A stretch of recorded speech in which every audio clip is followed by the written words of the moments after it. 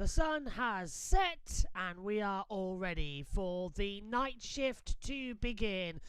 It's the roar before the 24 for the 2026 IMSA WeatherTech Sports Car Championship Rolex 24 at Daytona. Hello everybody, welcome up to the JBMotorsports commentary box. Well, we are providing you with all of the live timing and the driver tracker, but you asked for it, IMSA have delivered. There are TV pictures available for this session on the IMSA YouTube channel. Ryan Marine, our friend and colleague here at JBM, is also on the commentary, but we are going to be providing both. Yes, you heard it, both audio as well. So you will be able to hear every single thing that happens with Ryan on the commentary call as well. The green light is on. We are underway for this afternoon session.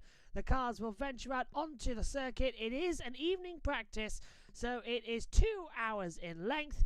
Let's cross over and join Ryan Marine trackside now as we get to see cars and you get to hear them. Let's go down to Ryan now. This is going to be pretty informal, pretty laid back. Just a couple of race fans watching race cars go around the racetrack with you, but we'd love to have a dialogue. So if you have anything you'd like us to weigh in on, please feel free to leave a comment in the chat, along with this video up on YouTube. You can also find us on social media if you can spell my last name. That's the challenge. Matt's a little easier to find. You're just at Matt Yoakum. At Matt Yoakum. Easy enough. Very easy.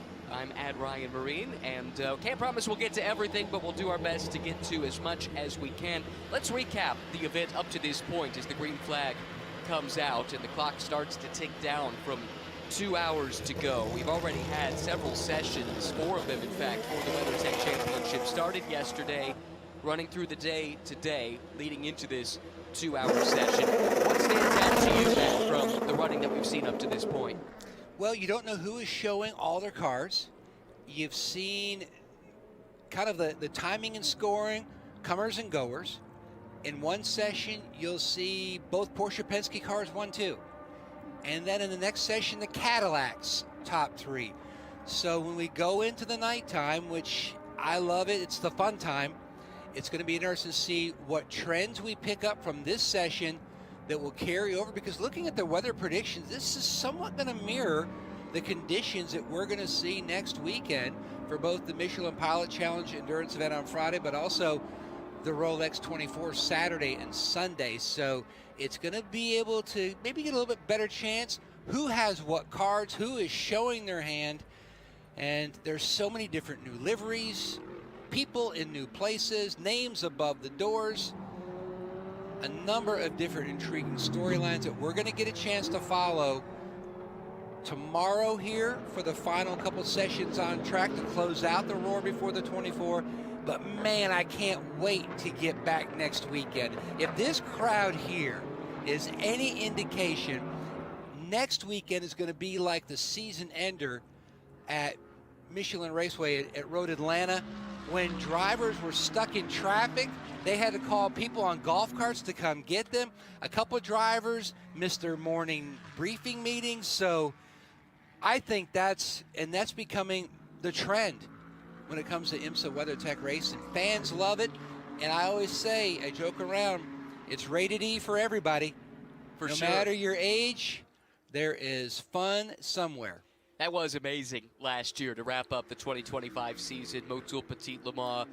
And at a certain point, the officials there in Georgia said no more fans can get into this place. It was declared a sellout, which in living memory, I think it's safe to say, has not happened at a sports car race here in North America. But such is the growing popularity of IMSA, and this is the Blue Ribbon event here at Daytona. The Super Bowl, if you will, to get the season started for IMSA and the WeatherTech Sports Car Championship. If you're new to this form of racing, 4 classes all racing together. The top class is GTP. These are prototypes backed by manufacturers with styling cues designed by the manufacturers. The most sophisticated prototype race cars anywhere on the planet. LMP2 is the next class. These are all the same Orica 07 chassis with the same spec Gibson engines, Pro-Am lineups across those cars as well. It's the two GT classes, GTD Pro and GTD, and it's what it says on the tin, GTD Pro.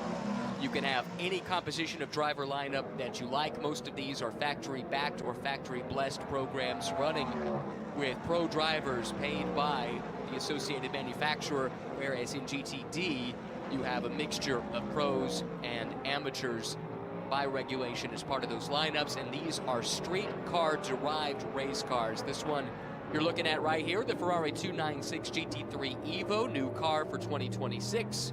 You've got so many different brands involved in the sport, and the interest just continues to grow, whether it's on the fan side or from the OEMs. Everyone wants to come and play. You know, when you look at when you're a kid, you always have a poster on your wall, whether it's a Ford Mustang GT, that's what I had, whether it's a Ferrari, a Porsche, Lamborghini, you name it.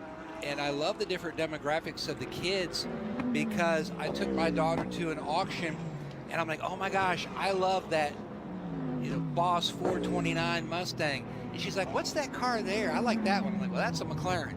And so it's neat to see the car taste, but especially in sports cars, it is so rabid. You've got the Corvette corrals, you've got the Porsche corrals, you've got the Mustang faction with their big corral.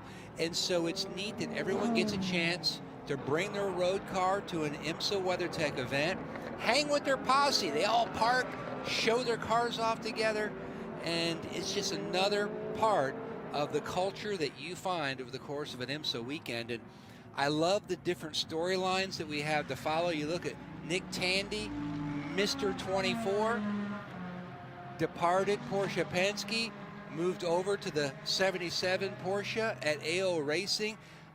I mean, that should almost be criminal. Nick Tandy, such an incredible talent, back in a GT.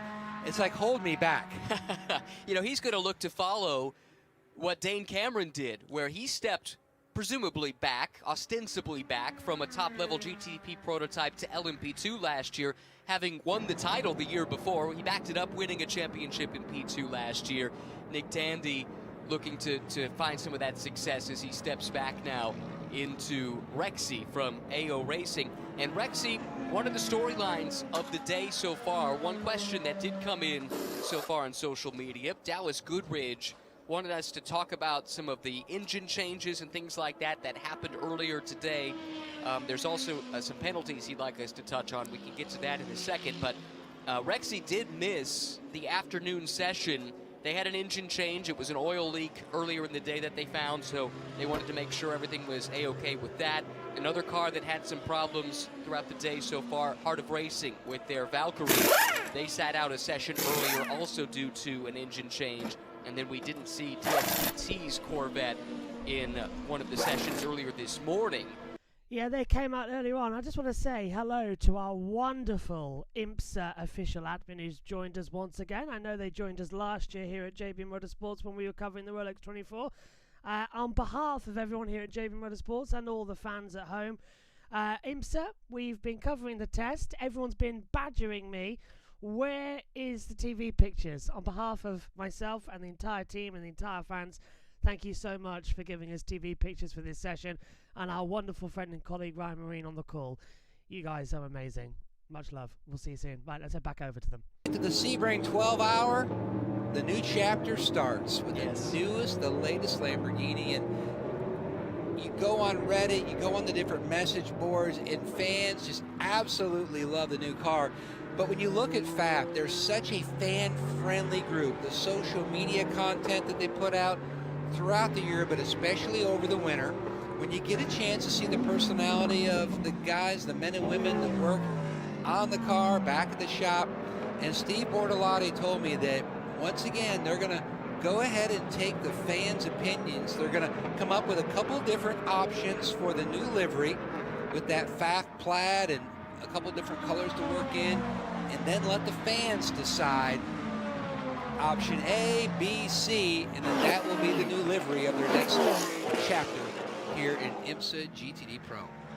I personally hope it doesn't look too different.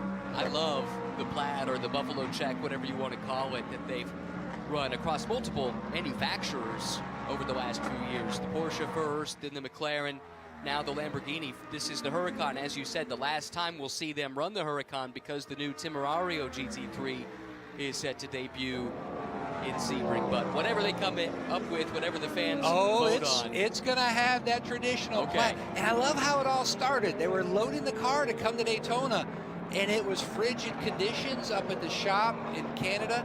And, you know, being, whether you're on the UP in Michigan or up in Wisconsin or in Canada, you've got that thick flannel plaid. And, and they looked around, and one crew guy made a joke about looking at everybody, and they hadn't really had a livery nailed down yet.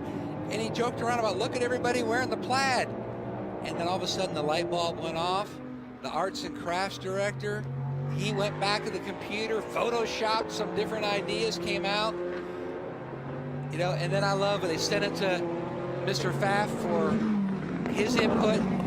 And he says, you know, I don't get it, but whatever, it's your deal. You think it's cool? Okay, go ahead and have at it. And that's another one of those iconic liveries and brands that you see at an IMSA weekend, much like Rexy, much like Spike. There's so many cool car elements, no matter which brand you pull from. You gotta love how fan-focused the IMSA teams are. They know where their bread is buttered. They know that the fans are undoubtedly the backbone of this sport. And it goes back to what Dr. Don Panos used to say back when he ran the American Le Mans Series, which merged with Grand Am to create the modern version of IMSA. And his motto was always for the fans, and that has totally carried over into this new era of IMSA as well. Now, as mentioned, Dallas Goodrich did want us to talk briefly about some penalties that were assessed earlier today. 3 LMP2 cars were given stop plus 60-minute penalties at the start of the first test session of the day. That was earlier today. I was wondering why some cars were late to get out on track, and that is the answer to the question. The reason being that the 3 cars in question, number 8 Tower Motorsports, number 18 Era Motorsport, and number 73 Pratt Miller Motorsports, were penalized that hour due to the use of laser ride height sensors, which are illegal. At least that's the reporting that I've seen online at this point. The penalty was applied as a session time loss to restore sporting equity, according to an IMSA statement, and to ensure that all cars operate within the same technical framework. Those laser sensors could be used to determine optimal ride height. They've been used in other series over the years where they are permitted, but and have been used when they're not permitted as well. That's led to penalties in other races too. But hopefully, Dallas, that gets to the bottom of your questions. Those penalties have been served in the morning session earlier today, and so everyone can move on. Lesson learned that that is not a piece of technology that is permitted looking toward the future. So, after 13 or so minutes of this session, let's give you the running order.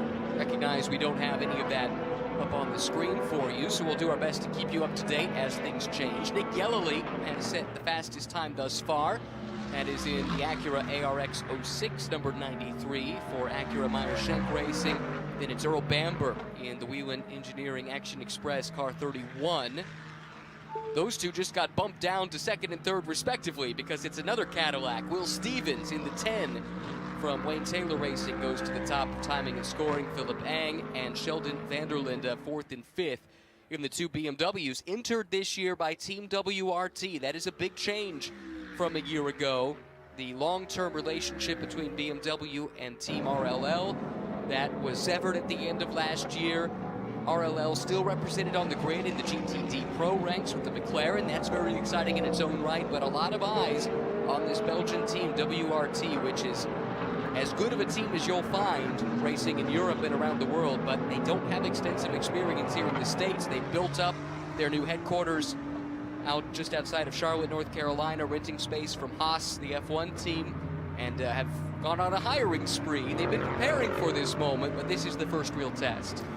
When you look at that build sheet of saying, okay, we're going to take over this prototype program, you've got Indianapolis and you've got Charlotte. Those are really the 2 sports car racing hubs in North America. There's a great shot there of the changers putting out some new Michelins on the Pratt Miller Corvettes, the 4. But when you're taking over a program like that, you're looking, okay, Charlotte's a great base. There are so many teams there. It's going to be much easier to get quality employees if you pick another city outside of Indianapolis. And if you look at the opportunity to rent space from the Haas F1 team, the building, and I'm very familiar with it, the building that they are in was simply the marketing, the PR, the pit crew would practice at Stewart Haas in this building. It was their workout facility, and so getting the cars, getting the pit boxes, everything together, hiring employees, and then yes, we've got a test here in November. Then yes, we're coming back in January for the Roar before the 24, and then the race. So much that was on their to-do list, and to see, it's like the guys behind the wheel, Philip Bang and Sheldon Vanderlyn, it's like they're just picking up where they left off, looking how they've split up, Ang and Dries Vanthoor. Those guys, though, are so tight, the friendships, and I think if you just look in general of what they've already done so far, I've talked to Philip Bang, you know, during the test session here, Dries Vanthoor as well, and they were really upbeat. They were really looking forward to the season. For them, it's the same car.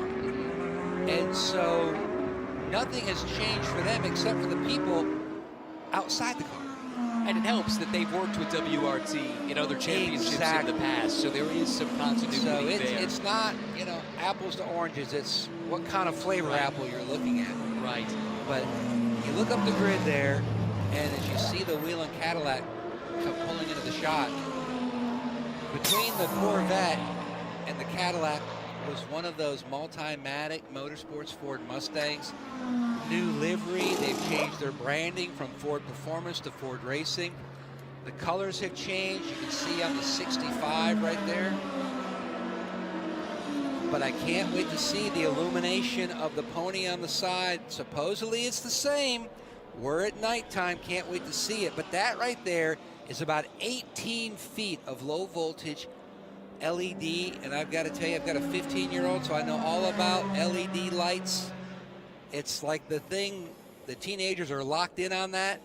That was on the Christmas list, one of the items, and, you know, I shake my head. But then again, my mom used to complain about stepping on Legos when I was a kid, but those Mustangs with that predominantly much more blue theme with those cars, and you can see the GTD Pro end plates and the mirrors on that Mustang. But coming back here to the Whelen Cadillac 31, Earl Bamber, he put that car P3 early on, and that's the second highest in our timing and scoring of the Cadillac fraternity. Will Stevens, as you mentioned, with the Wayne Taylor car, and we talked to him here at the test, you know, for our Rolex 24 NBC Sports preview show, and he was like, everybody wants to be here in January. If you're a race car driver, you want to be in a car, and this is why it's a global all-star race. Think about where these drivers are coming from. You've got the IMSA stars that are staples of this event. They're the backbone of it, but then you bring in the likes of Connor Zilic and AJ Allmendinger from the NASCAR world. You've got the reigning V8 Supercars, or Aussie Supercars champion in the field here this year. IndyCar stars galore. Moment there just a second ago. That is Windward Racing's GTD Pro entry, car 48, with a little off and on. Able to continue, however. The star power in this field just gets better and better each and every year. Drivers with F1 experience, drivers that have won Indy 500s, drivers that have raced at the front of Daytona 500s in the past. And you're right, this is a place, this is a race that if you are a professional racing driver, you want this on the resume to test yourself against the best in the world across multiple disciplines. I go back to when Jeff Gordon competed in this event as part of the Wayne Taylor lineup on the 10. And he told me one of the really lasting cool moments for him was out on the grid as the crew members are pushing the cars up the grid through the sea of humanity, all the fans. They've got the flags from the drivers who are part of that particular car. And it was one of those moments that just, it hits the wow factor, because you're experiencing this, and it's just like that for the crew members as well. And that's why the guys that love it when they're up near the front of the grid, they get the full effect going the length of pit lane to their grid spot, and the entire ball field and the front stretch banking. You don't see grass, you don't see pavement, all you do is see people. It's so cool. If you've not been to the Rolex 24 and you've not experienced it yourself, first of all, what are you waiting for? Come join us next week, but definitely get here if you can, experience what that's all about. And it is so electric on the grid ahead of this race, and it will be in a week's time. We had a couple people wondering how much time is left. It's a 2-hour session. We're 20 minutes in already. Time flies when you're having fun, Matt. Will Stevens still the quickest in GTP. We ran through the top 3 there earlier, but just as a recap, the 10 from Wayne Taylor Racing, the 93 from Meyer Shank, the 31 from Whelen Engineering, Action Express, the 40 from Wayne Taylor Racing, and then the 60 from Meyer Shank Racing. That's the top 5 right now in GTP. Top 5 covered currently by 0.3 of a second. In LMP2, it is Mikkel Jensen showing the way in car number 2. Alex Quinn for CrowdStrike by APR is second. And a 0.7 of a second gap between first and second in that class. Intersport, great to have that name back in IMSA, third fastest, courtesy of Joop van Outert. The Dutchman, Manuel Espirito Santo, fourth quickest in LMP2. David Heinemeier Hansen, fifth. New name at the top of timing and scoring, though. Porsche Penske back to the 4, this time courtesy of Matt Campbell. Reigning series champion for GTP. He and Michu Jaminet. Jaminet departed for Genesis and season's in. Maddie has been moved, much like they've shuffled the entire lineup at Porsche Penske. Maddie's job duties for 2026 as the endurance driver. They started this session on scuffs, and that's one of the challenges with the tire allotment. Looking at the 24 hours, you're going to have to go through different sections of the event. You know, double stinting tires, so then that way you've got the right number for the final, 6 hours of the event. And that starts now. These teams, from the start of the first session yesterday, were already working through their tire allocation. That clock is ticking. Exactly. They're given 33 sets in GTP, for instance, and that starts here at the Roar. 21 sets carry over into qualifying in the race next weekend. The allocation varies by class, but that gives you some idea. And GTP, they are the exception. Every other class, you must run the same compound of tire no matter what the conditions are. But in GTP, the teams here at Daytona are given options, a medium and a soft option, that you'll see the soft used predominantly in the overnight hours when temperatures are lower, and trying to bring the tires up to temperature is at a premium. Although maybe a little less so this year because of the new product that Michelin has brought for 2026. I can't wait to see, as we get into the season, the different venues we go to. But everyone is really excited. When you see it, it looks like it's got a little bit of a reptilian look to it, a little bit of a dinosaur look, but that's all part of the whole process of trying to help get the tire temps up, the grip level up faster on the outlaps, as well as just looking at a lot of the green initiative that Michelin continues to shepherd,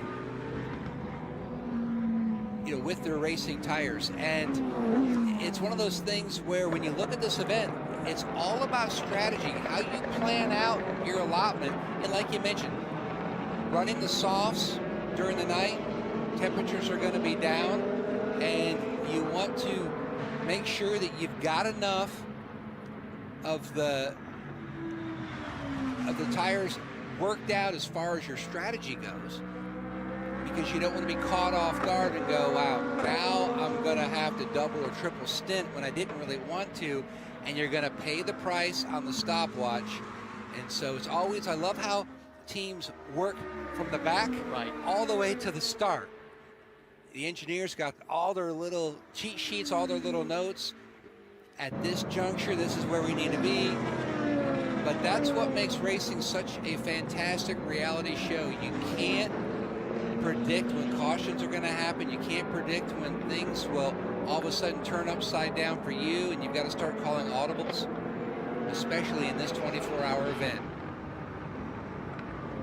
Clock continues to tick along, coming up on 30 minutes into the session, 25 minutes so far into the session. We've run through the standings in the two prototype classes. How about an update in the GT side of things? It's Fabian Schiller in the kit speed number 69 Mercedes that is the quickest, just ahead of Dean McDonald in that Rahal Letterman Lanigan Racing McLaren. New partnership for them this year that came together not quite in the 11th hour, but it was late in the year and a bit of a scramble to be here. Dean McDonald, the veteran in that lineup, alongside three drivers making their Rolex 24 debut. In fact, Dean's also not run the Rolex, but at least he has a lot of seat time in the sports car. The other three, Nikita Johnson, Max Esterson, and then Yuri Vips have a combined one sports car start between them. That was Esterson at Motul Petit Le Mans last year. Anyway, they're second fastest and have been pretty quick throughout the Roar so far. Third in GTD Pro, but further down in the overall GT order, you find Corvette Racing's Nico Veroni, Ben Barker for Ford is fourth fastest, and then the other Corvette in GTD Pro, Alexander Sims, fifth. In GTD, meanwhile, it is another windward entry. This one, the defending series champions, Philip Ellis and company. They are the quickest in class, ahead of Jensen Altzman. Corey Lewis is third. Those are two Mustangs from a couple of customer teams. Benjamin Peterson, ex-IndyCar driver, now with Vassar Sullivan and Lexus. Fourth fastest in GTD. That's in the number 12 car, and then it's Ben Green in a Corvette. That is fifth in GTD. So now you're caught up on the top five in all four classes. And I love the sights and the sounds when our camera guys get a chance to show off the athletes in action here. Great shot of AO Racing waiting for Spike to hit pit lane. You could see the pit sign waiting to guide that number 99 machine into their pit. PJ Hyatt hits the timing line perfectly. And the gold, that championship gold, I was waiting for this moment to see how it would flash during the night. And look at how the purple accents really show up under the lights. Hits his marks perfectly, and these guys are going to go to work and changing those Michelin tires. Everyone getting a great chance, playing it like it's real, playing like they're in the middle of the race.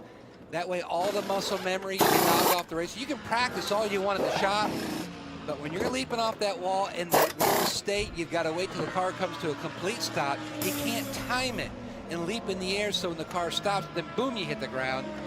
You've got to wait. And so everyone working through their different processes, the tire changers, the fuelers. And that is one of the reasons this session is very important. This is one where full gear for the pit crew is required. They can do these full pit stop simulations, and it's a limited opportunity to get practice in nighttime conditions. Remember, unlike Le Mans, almost the majority, if not the majority, of the race next weekend will be run in darkness, which is unique to this event because it runs at this time of year. You don't get many chances to test at night, certainly not here at Daytona, so that makes this session here tonight, there'll be another night practice next week, all the more important. Because those overnight hours, it's not like you just have to survive for 5 or 6 hours like you do at Le Mans, which is run around the longest daylight time of the year in the Northern Hemisphere. Here, so much of the race is run at night. The car has to be able to run fast under both daylight and nighttime conditions. Useless but cool to know info. Yeah. My compadre, the very first movie that I ever watched in a movie theater, Brooklyn, Michigan, the Star Theater, it was Le Mans with Steve McQueen. Oh, outstanding. I had my big popcorn, my big gulp. I was like 5 years old, and it was the coolest thing. Still is. All these Porsches and Ferraris come flying at you on the big screen. And you can see it at home on your television, no matter the size of your monitor. But when you see something like that, like the F1 movie that showcased the Rolex 24 at the beginning, when you see it on the big screen, it takes on a completely different impact on you, the viewer. And it certainly left an impact on me. How can it not? The footage, the sound, and that's such a big part of racing, is sensory overload of being at the racetrack. If you're not here with us, we can't exactly take you there, but I do know, for those watching, how important it is just to sit and listen in silence for a little while, just to hear the engine. So what do you say, Matt? We just take a little break here, we let folks soak it all in? I think they turn up the volume. Yeah. And let's hear some car sounds and upshifts, downshifts, and some great whines of some beautiful engines. I agree. So, we've got JBMotorsports with an hour and a half left. We're going to go quiet, sit back, turn your volumes, and enjoy. If anything happens, back in.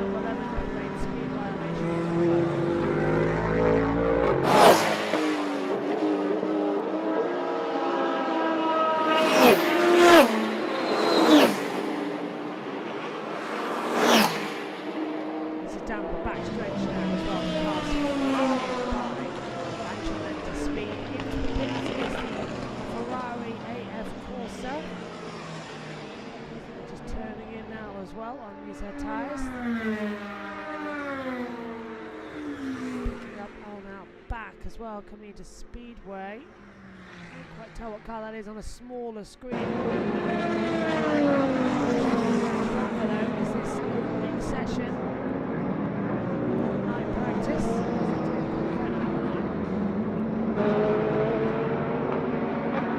Yeah, it's number 17.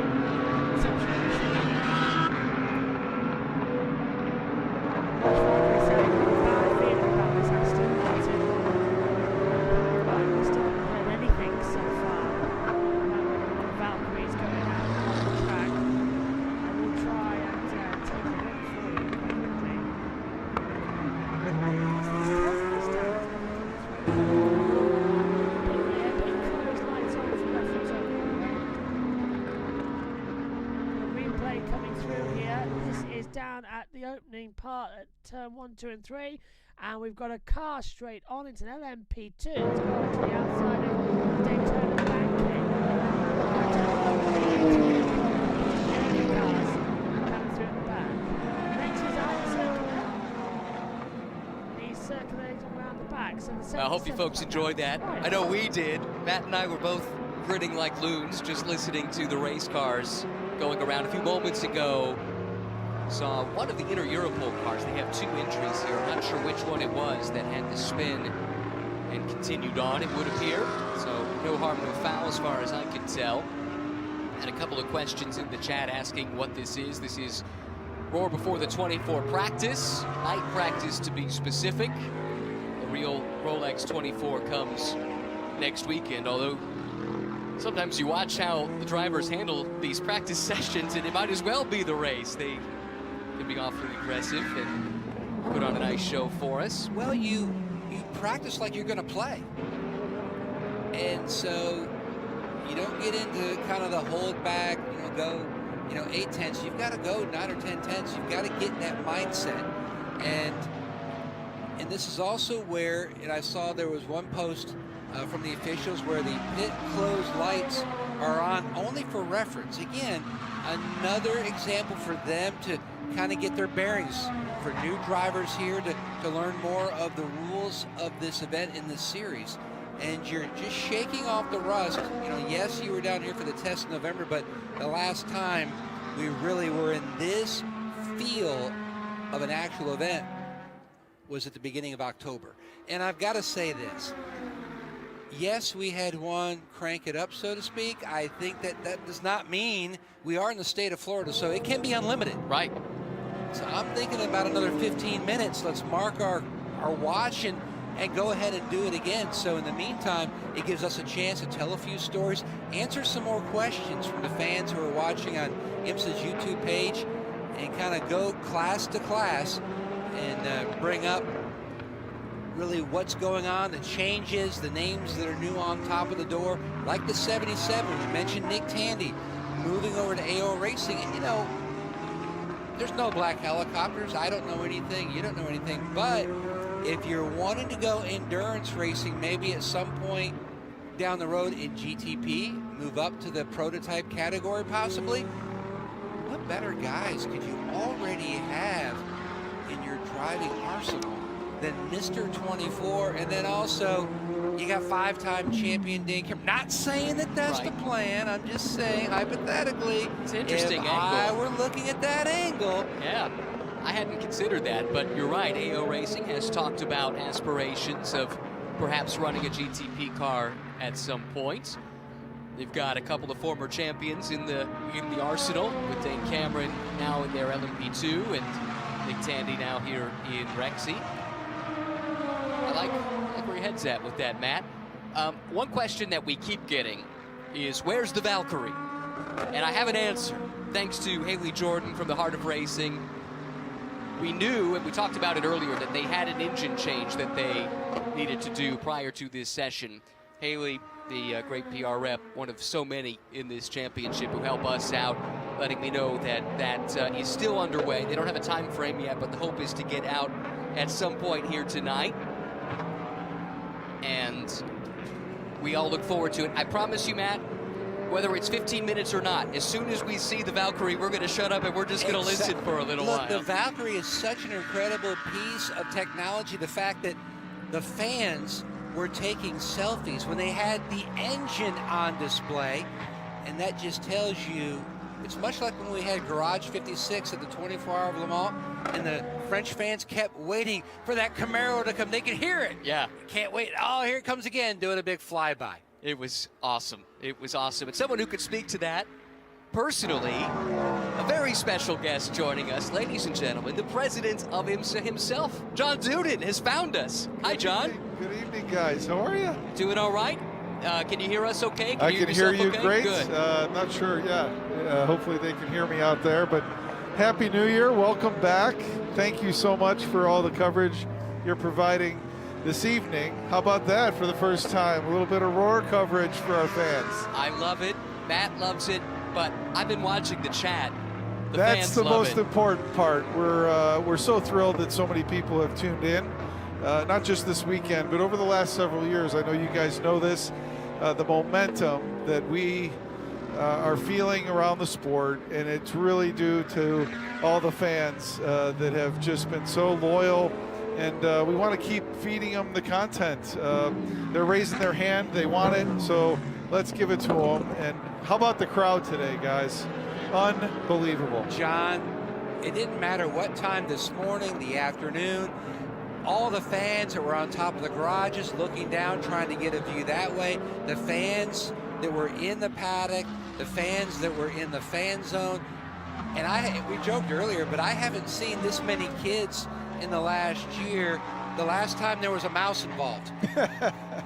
Well, I just took some corporate guests out to the Le Mans chicane, and driving through the campgrounds, thousands of Cub Scouts and Girl Scouts, Boy Scouts. It's fantastic. And I think, you know, we've talked about this on the IMSA Endurance Hour podcast. I know Ryan has. The number of families you're seeing, the number of little kids with ear protection on, and mom and dad's hand it's just amazing, and it gives me a lot of hope. We're in an amazing moment for our sport right now, but the future, I think, continues to be bright. And when you look at the fans, those little kids, and there's going to be if you've got scouts involved, there's got to be a Pinewood Derby race somewhere. And Sunday, I remember when I took my big piece of wood and carved a Tom Sneva McLaren copy. It actually won, unlike Sneva in '76, which is what I copied it after. But it's so much fun to take your creation in your mind and then form it in wood. And there's going to be so many of the scouts with their Pinewood Derby race tomorrow. I know the IMSA tech inspectors looked at the cars, gave their little inspection sticker. They cleared through scrutineering, but you mentioned the imagination of the young person and developing a Pinewood Derby car. What you're seeing in GTP cars and in GT cars, those were designed by the same men and women in a design studio that are designing the road cars you see on the street. And can you imagine being a designer and having a board member or a head of motorsport walk into that design studio and say, Matt, Ryan, we're going to design a race car to go 210 miles an hour at Daytona International Speedway. The eyes light up of those adults who get the chance to do that same imagination and take the brands, 18 brands here, and give them a chance to showcase the styling and the performance of the cars. That's what IMSA is all about. That's the heartbeat of the auto industry right there. I love when you walk through the paddock at any event, you go out into the campgrounds and you just see the sea of the campers. But what we were talking about earlier, we talked about kids, and IMSA's rated E for everyone. The adults, if you've got a Corvette, you've got the Corvette Corral, you've got the Mustang Corral. So no matter what you have for a road car, your posse has their own little parking area, and that just adds even more to the IMSA experience. It sure does, and just makes me so happy today to see the grid. And Ryan, you've been calling the VPRC races. That grid walk, it felt like a WeatherTech race probably 10 years ago. Yeah, exactly. It's fantastic to see how this event has grown to supplement what's coming next weekend. You talked about the 18 manufacturers involved here in the WeatherTech Championship. Auto manufacturers can choose where to spend their money. And quite frankly, this is not the easiest time in the auto industry, but for so many to speak with their actions and say, yes, we want to be involved in racing, and specifically we want to be involved in endurance racing and in IMSA racing. Is there a bigger vote of confidence that you can get from the industry writ large? Well, I think, and I said it a moment ago, we IMSA, we want to be the heartbeat of the auto industry. So what has happened for sure at our events, and you all have seen it over the last, call it 5 or 6 years, the unveiling of the new road car has happened at when we were little kids, we went to the auto show, but now it's happening at IMSA races. So it's a bit of a 200-mile-per-hour auto show on track, but I think, when the Roar finishes up tomorrow, the Midway is going to become, Auto Row, and all the brands are there with the latest road cars.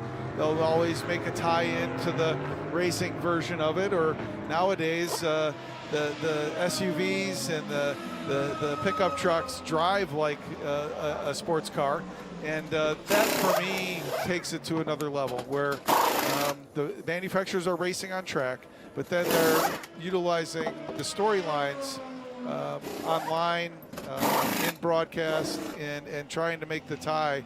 But on the Midway, it's going to be jam-packed.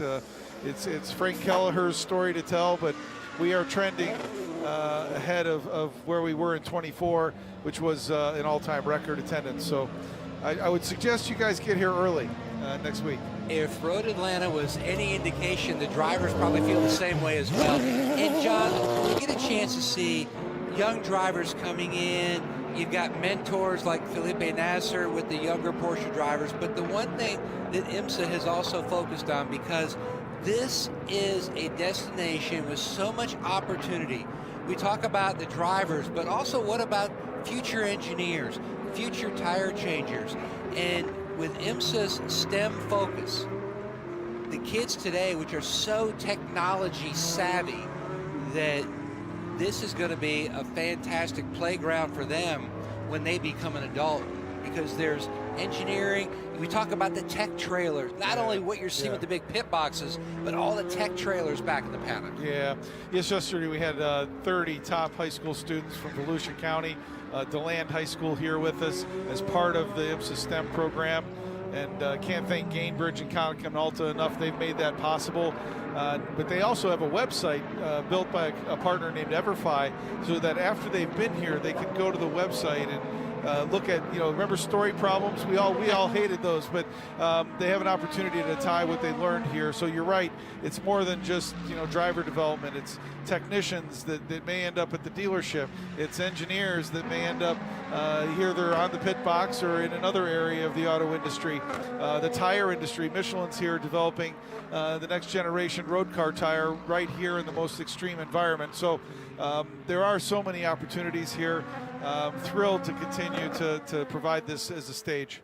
John, you're a busy guy, so I don't want to detain you too much longer, but I'd like to point out we have nearly 10,000 race fans watching a test with no graphics on the screen right now.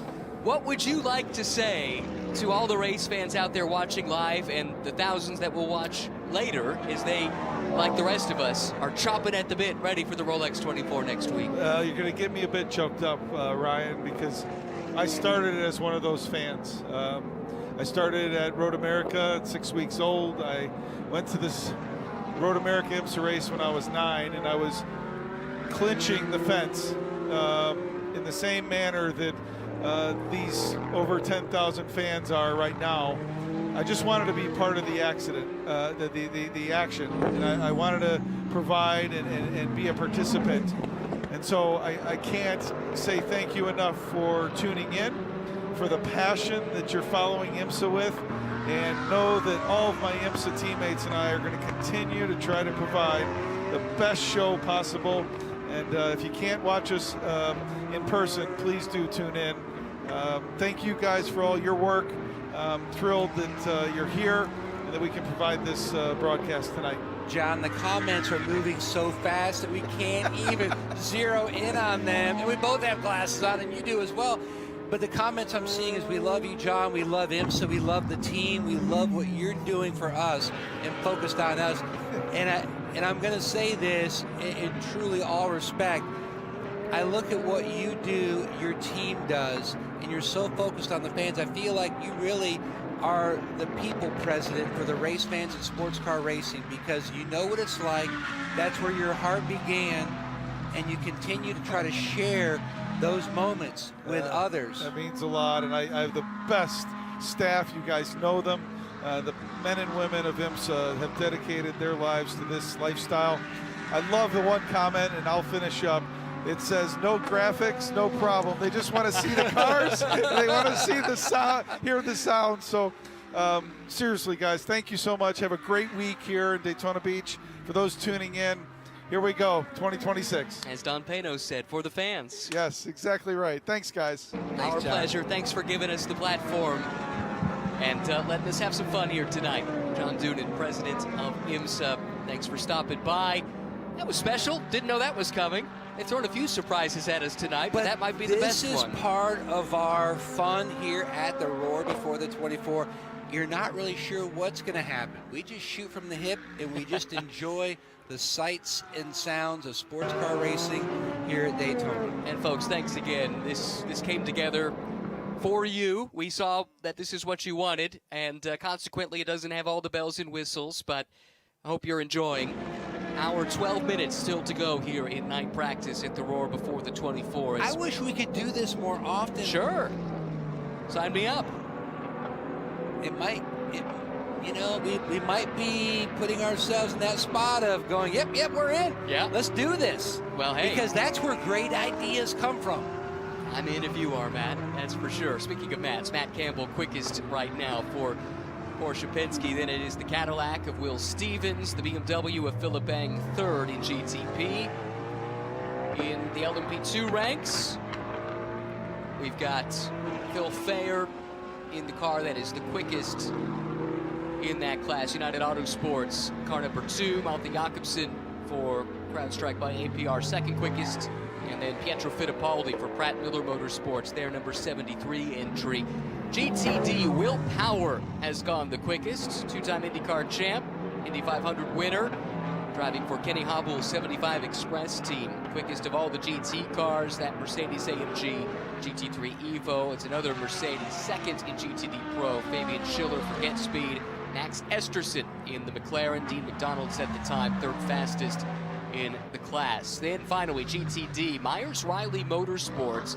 It's the same Riley team you know and love. They ran the Lamborghini GTP car last year. They ran the LMP2 car for Gar Robinson and Felipe Fraga. Felipe still part of this lineup. He set the time, quickest in GTD in their Ford Mustang. Dragon Speed in the GTD class this year with a Corvette, switching over from GTD Pro and the Ferrari. Casper Stevenson, second in class, and Russell Ward, third for Windward Racing in their title defense, trying to go back to back to back. And what a feat that would be. When you look at how that team started, and it goes back to like everything, people just wanted to have fun, involved in the car culture. Bryce and Russell said, you know what, we've got a Lemons race. Let's go ahead and have an entry. It would be fun. And they got an old beat up 300ZX, painted it silver, and then they started to get into the idea of making a Back to the Future car. And so they started adding stuff to it, as you do when great minds think alike. They made a flux capacitor like they had on the Back to the Future DeLorean. And that really is what started this whole program. And then they came to Daytona. Gonna put their toe in the water, just gonna run the Rolex 24, see what it's like, and they won the event. At that time, in the classes, they did not give out Rolexes. So you fast forward to 2024. Windward wins class here at the Rolex 24. In Victory Lane, Russell Ward, to thank his dad, he turned over his watch box with the Daytona in it and said, Dad, for all you have done for me, this Rolex is for you. And when Russell Ward's dad, Bryce, tells me the story a couple different times, it's all he can do to not tear up, because it's such a fantastic father-son moment. And when Russell finished the story telling me about it, and he goes, the thing about it is, Philip Ellis is like our adopted brother in my family, and Philip was going to do the same thing, but I beat Philip to it. And so what did Bryce do? So for a special gift, he went to a Rolex store and got a special Rolex, worked with Rolex of a Daytona, and he gave Russell. So father and son, wow, exchanging gifts, and it's all centered around this iconic race. Yeah, super special. Maybe the most coveted prize, certainly amongst the most coveted prizes in racing. There's only one way to get one, and that's to win this grueling, arduous race we'll have next weekend. They've been fortunate enough and skilled enough to do that on a couple of occasions. Watching the 57 here with Russell Ward behind the wheel. What a wheelman he's turned into as well. He can keep pace with the best of them at this stage in his young career. Got a backlog of questions. We'll try and get to some of them. Apologies, we can't get to everybody. They're coming in thick and fast, but I'll do my best to at least get to a few. I've got a few that came into me directly on social media. First of all, thanks to Michael Tursky, who lets me know it was the number 343 Inter-Europol car that had the spin earlier. We weren't sure which one it was. So thank you for that information. It was able to continue without an issue. Let's see. There's another one in here somewhere. I've lost it. Somebody was asking about the Manthey lineups. So cool to have Manthey here this weekend, and I can tell you that they've got two entries, one in GTD Pro, that's the Grello livery that you're probably familiar with, and in that car, Klaus Bachler, Ricardo Feller, Thomas Preining, and Ayunchan Guven are teaming up. And then they have a GTD entry branded as Manthey First Form, which sees Ryan Hardwick make his return to IMSA, Ricardo Pera, Morris Schuring, and Richard Leitz, the four drivers in that car. Any questions that caught your eye, Matt? I'm just looking at the comments, and I'm so focused because if you don't take your eye off the comments, they're flowing so quick. Yeah.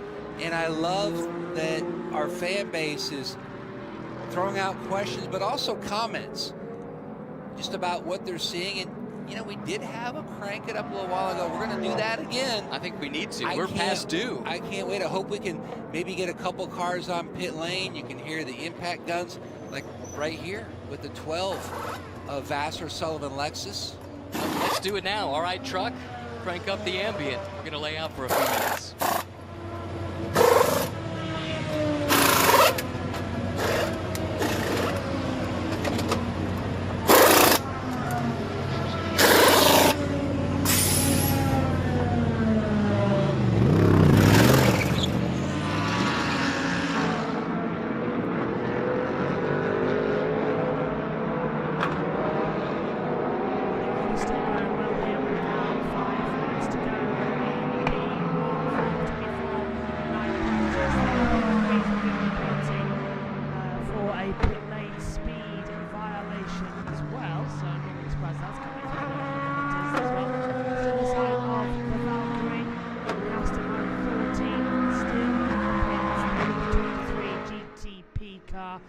It is Matt Campbell, though, top in GTP, 137.425. Will Stevens goes second place, car off the track in Keating.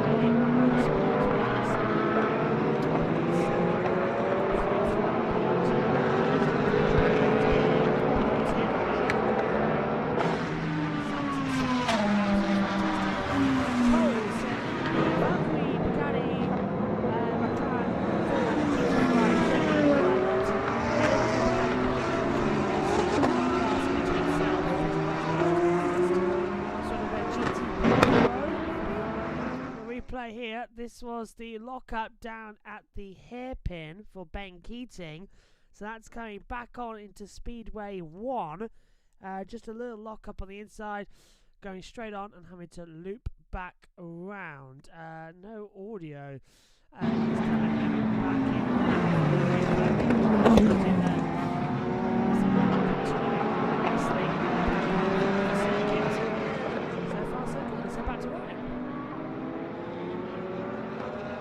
Hope you enjoyed that. Again, sadly, still no Valkyrie. That engine change underway. That's really what this session is missing. Can't wait to hear the V12 at nighttime. We have been looking for a few questions that have come in, and there's one that caught your eye, I think, Matt. We talk a lot about the illumination at night and just the different colored lights on cars. Especially there are certain models out there that we mentioned the Mustang and how last year it was really cool to see how just the pony was all lit up, and that was 18 feet of low voltage LED.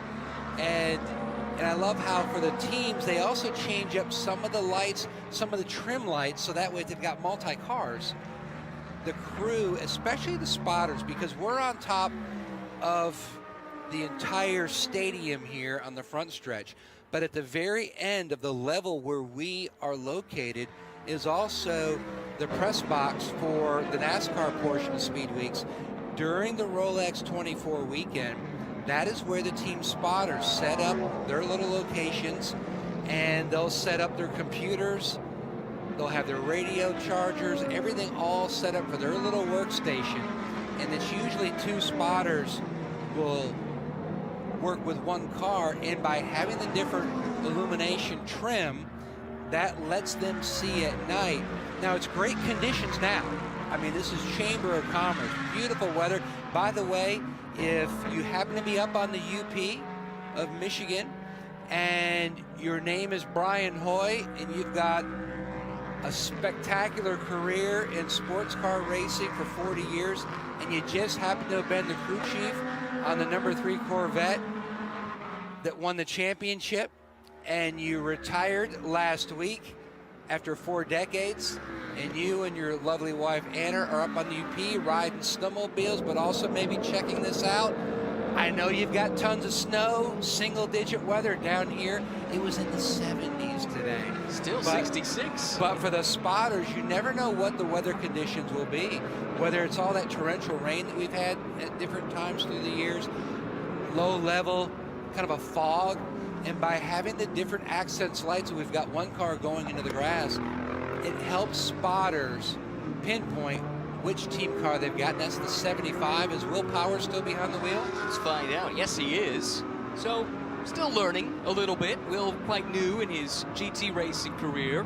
Ran the Indy 8-hour last October for Kenny Hoppool, same Mercedes. This used to always spook me when they put the lights inside the grill there and they make them glow orange. I used to think there was maybe a fire or something, and then you combine it with the flames at the front of this livery on the car. Oh yeah, and then the flames coming out as far as the vinyl on the rear bumper cover. That's right. It's almost like Christine from the movie. It just has an eerie, kind of a little bit of a horror film type feel to it, where the car has a life of its own, which quite often they usually do. I'm gonna expose myself and admit don't even say it. I don't get that reference, but that's a me problem in my pop culture illiteracy. This is what happened to Will. That happened before I think we got a look at it. He ended up taking the shortcut through the grass there and rejoining. But Will has been quick. Took him a little while to get comfortable in a GT car. I remember talking to him about the experience, and felt like this car was leaning a lot more than he was used to. Thought there might be something wrong with it, but actually it's just the difference between running a GT car versus let's see what other questions might be coming in. Well, you know, you were talking about Kenny, and with his company, he's all over the world. He was in the Charlotte, North Carolina area for a while, about maybe 7 years ago, and his kids went to my daughter's school, and you know, Kenny kind of beats his own drum. He's a unique guy, flashy, you can tell by his race car. And while you've got SUVs, you've got maybe some minivans in carpool, what does Kenny Hoppool pull up in carpool but a Rolls Royce? It's good to be Kenny. It's good to be Kenny. I think that's the lesson here. That shot just a second ago, looking inside the wheel well, and you can see it here too. This is the new Michelin tire, and you can tell it's a new tire, not a scuffed tire, because of this new tread pattern on the tire. And we were deciding, we thought it kind of looked like maybe lizard scale. Clark Camburn back in the truck pointed out maybe it looks like stones on the bed of a river or something like that. I can see that as well. River rock is what you're saying? Yeah. Maybe somebody else can come up with a better suggestion to That's what to a great compare look it for to. the tire. It's really unique, but I also love the look of helmets and, you know, the different designs. It's a driver's personality. It's their brand. You can see with the Red Bull helmet, tells you right away Connor Zillage is behind the wheel here with a 31. And we talk about drivers, but when John Doonan, IMSA president, was here, we also talked about the other key players within team organizations, the guys that go over the wall to fuel the car or also change the tires. And here on the 31, you saw him going to work on the front, changing those front Michelins, as they've got softs on the 31 right now. And that was Billy Coiler. He and Gary Nelson are the two longest tenured employees of Action Express. They've been there both from day one, 2 decades. Wow. And Billy is still going over the wall. He's a great leader as the crew chief on this 31. So much success through the years, 3 Rolex 24 victories. Action Express is experienced in the championships, the endurance championships, race wins. They've had an incredible run. They have. They have. Now they have the young phenom Connor Zilic in the car. In the meantime, problems here for Ben Keating. A welcome back to Ben, who must feel like he has all the time in the world this year, only entered in the one car. So many years he'll turn up here and be in multiple cars, across multiple classes in some cases. There's a little moment through the grass, but no harm, no foul. That car currently shows it's the Brian Herta Autosport, the PR1 Matheson entry, car 52, 7th on timing and scoring in the LMP2 class.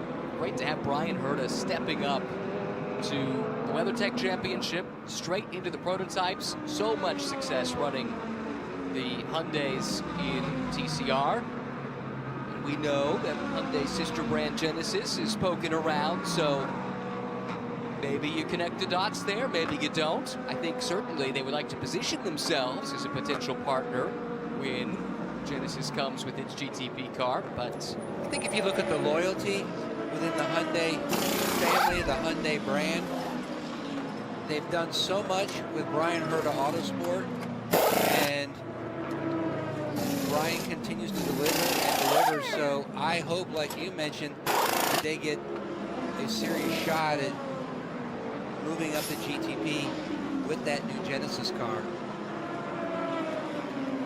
We're past the halfway mark in this 2-hour night practice session. Thanks for joining us live on YouTube, and all the fans here trackside that can hear us as well. Hope you're having a great time. There's a wonderful crowd here on site for the Roar Before the 24, as we talked about several times. Cadillac now at the top of timing and scoring. It's the 40 for Wayne Taylor Racing. Not sure who set the time, but Colton Herta's in the car now.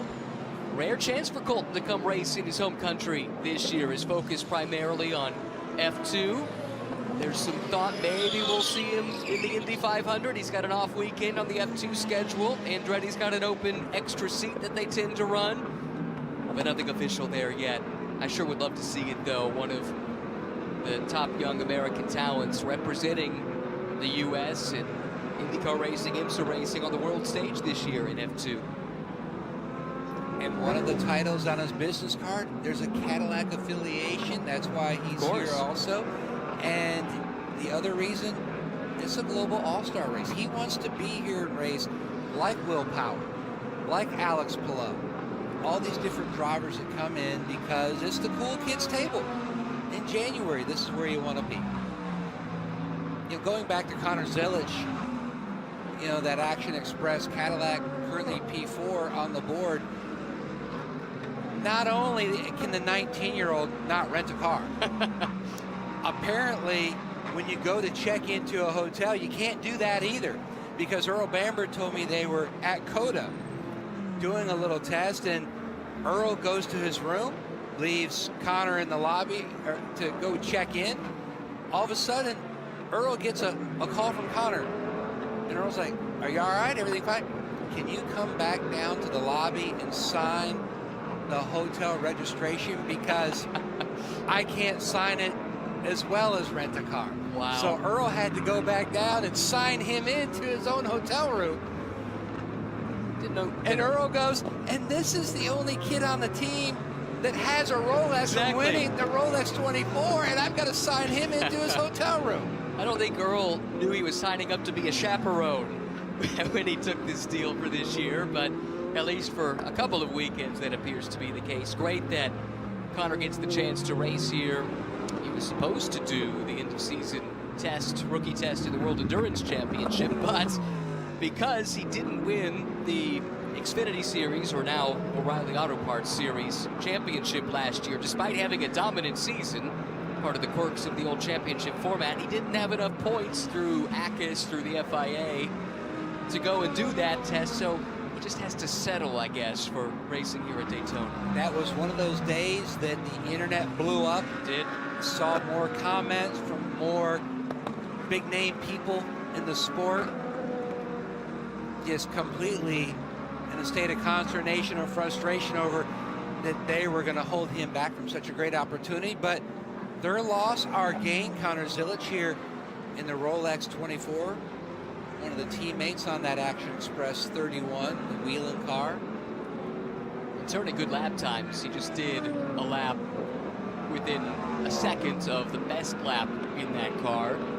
We don't know if that was traffic affected. We don't know what the run plan is here, but he's there in the ballpark as we expected him to be. This is a special talent indeed, who probably, with the right opportunities, had the talent to make his way up through the European Junior Formula ladder, but chose to focus instead on getting to stock cars, getting to NASCAR, but had a tremendous karting career, going up against some of the names you would recognize on an F2 or an F1 grid these days. He's of that caliber, and the versatility at a young age is really what stands out, winning in cars as different as a Mazda MX-5 Cup car, a Trans Am car, NASCAR, a prototype LMP2 where he won the Rolex and won Sebring. So just amazing what he's able to do and keep a level head about him too at such a young age. I think one of the advantages though, when you're working on your racecraft and you don't spend too much time in one particular vehicle, so yes, you develop good habits, but you also might develop some bad habits, and it might slow down your progression when you jump to another type of a car or discipline. And for Connor Zilisch to jump from a different type of a car to a different type of a car, I think that only makes him so much better in the acclimation process. Looking live now in this practice session, 49 minutes to go, at Scott Dixon. And you can't just introduce him as Scott Dixon anymore. Sir. That's right.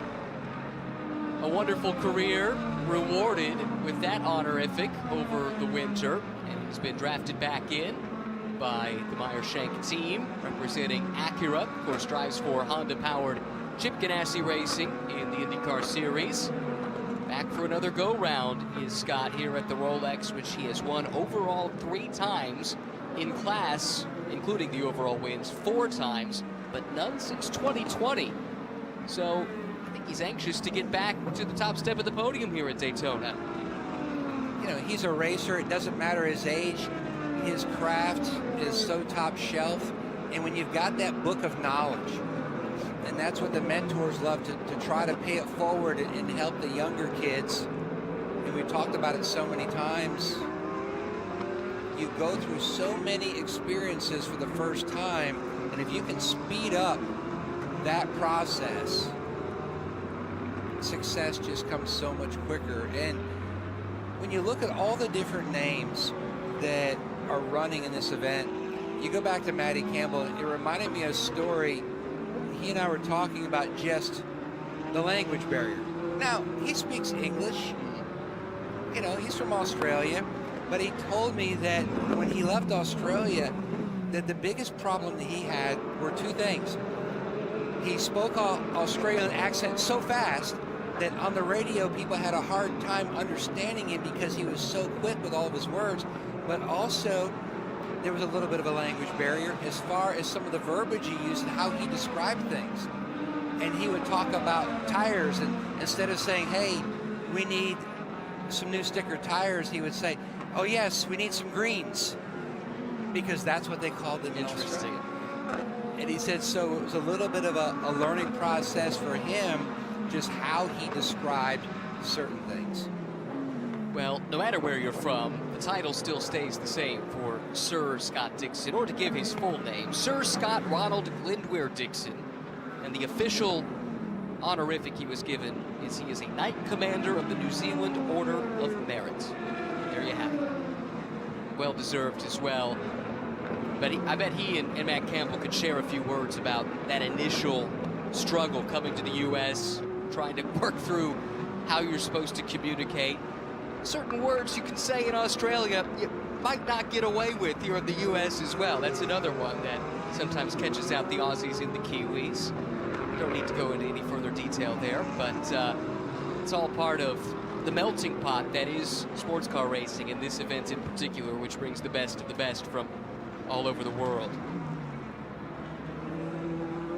You know, I think back a few years ago, and when you look at different folks running here, and we talk about the global all-stars coming in, and we haven't seen him on the screen yet behind the wheel, but he is out there. Kevin Magnussen is another one of those teammates on the 25 BMW.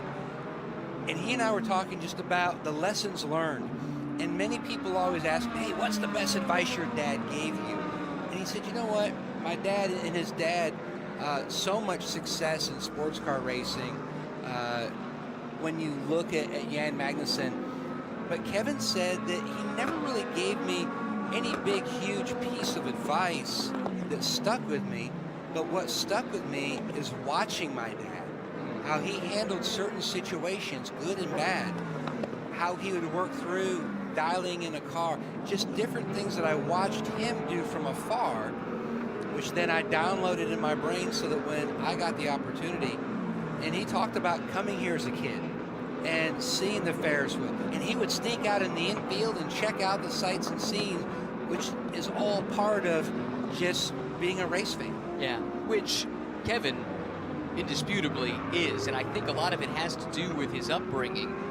So many that try to get to Formula One or try to get to NASCAR Cup, both of those paths are so all-encompassing. A Formula One schedule these days leaves very little time to pay a whole lot of attention to the motorsports world outside your bubble. Same in the NASCAR side of the business. But Kevin, because of his upbringing, was exposed to so many different types of motorsports. He has a more global view of the sport, I think, than a lot of drivers that were so focused exclusively on trying to make it to the pinnacle, to F1, to NASCAR Cup, to IndyCar, what have you. And the fact that he's found this second career in sports car racing, it's really his second attempt at a second career in sports car racing. He was called back to F1, if you recall.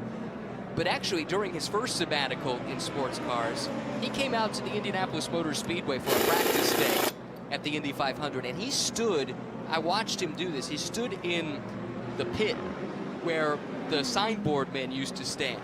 They gave him permission to go out there, and he just stood there at the end of the pit lane watching the cars come by at 220, 230 miles per hour with this big grin on his face. And I asked him about it afterward. I said, a lot of your Formula One colleagues would say this is crazy, but you want to do this, why? And he said, well, I guess I'm just a little bit crazy.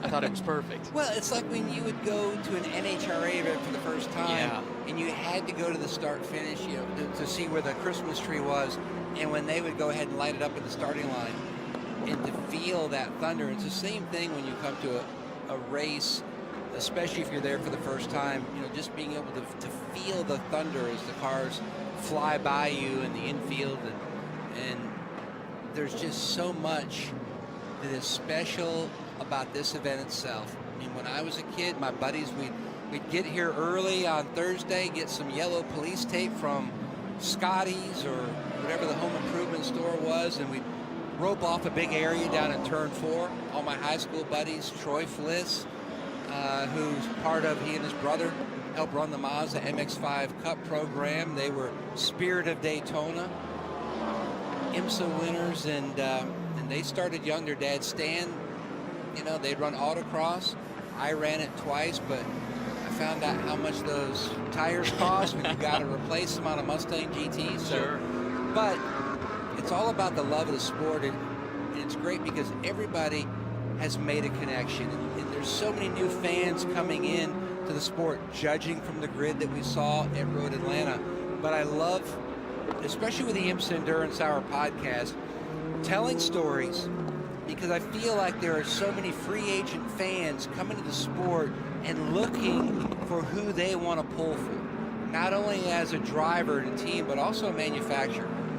It's the cool factor of, this is my guy. And it's a great platform to do a deep dive and learn about some of these great characters in the sport. For people who might be curious, where can they find the podcast? Well, if you go to IMSA's YouTube channel, we've got 24 episodes from 2025. So between now and when the Rolex 24 kicks off next week, you could binge watch all 24 and get up to speed. Like I did that with the Blacklist. I watched, I think, 5 seasons of the Blacklist in 4 days. And but you can do the same thing with the IMSA Endurance Hour podcast. Also, for your podcast destinations, you've got Spotify as well as Apple. but we love the YouTube version as well for other reasons, because we get a chance when we're talking about somebody's upbringing. And we've got a picture of them at 7 years old for the first time in their go-kart. Yeah. Or, like with Matty Campbell, you know, he's got that Datsun Daisy, which was his first race car. There's so many cool, you know, avenues that we peel off to tell side stories, and especially what their first car was, you name it. And it's those kind of stories that just show that these are common men and women that do uncommon things, like the late Ken Squire used to always say, and that's what makes these men and women gladiators behind the wheel. It's a great listen or watch. Both are options. IMSA Endurance Hour, hosted by Matt. Heartily recommended. I am a subscriber, and I've listened to every episode, I'm proud to say. 40 minutes to go in this night practice at the Roar before the 24. Thanks to all 10,616 of you watching on YouTube. You guys are the best. Love the fact that there's that much passion for this event. Thanks for joining us on short notice. I'm Ryan Marine. Matt Yoakum is alongside. A couple of questions that have been coming in. What is this? Is one of them. And let's cover that off. This is a test session, the big race, 24 Hours of Daytona, Rolex 24 coming up next weekend. This is day 2 of 3 of testing here this weekend. And this is that crucial night session to get 2 hours of night running in ahead of the 24 next weekend. The other question we are getting the most is, where's the Valkyrie? And I'm afraid to say we have 60 cars entered. 59 of them have turned laps. The only one we're missing is the Valkyrie, which is making its Daytona debut, at least in racing. It's tested here plenty over the years, but didn't race in this event last year. They're undergoing an engine change. The team said they're trying to get it done in time to get back out. Don't have a timeline to share with me at the moment, but they've got 39 minutes to try and get out into this session, and we hope that they do, because we're fans like you are. We love watching and listening to these race cars, and there is none quite like that Valkyrie. Trying to think if there were any other questions that stood out. Well, one of the questions, and especially with this nighttime practice, trying to help the folks that are at home viewing as far as what are the different manufacturers when we see them on the screen, because we have seen a number of livery changes from 2025 to 2026.